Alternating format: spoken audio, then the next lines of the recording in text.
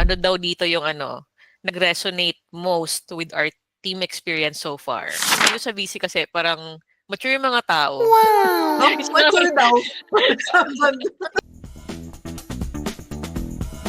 Yung building ng trust sa new team members kasi nga hindi naman tayo yung conventional na employment. Yung conflict hindi lumalabas sa situation. Yung conflict is nandyan para mag-remind na, uy, may kailangan gawin. Sa experience ko dito sa team natin, we're very honest and open sa experience natin.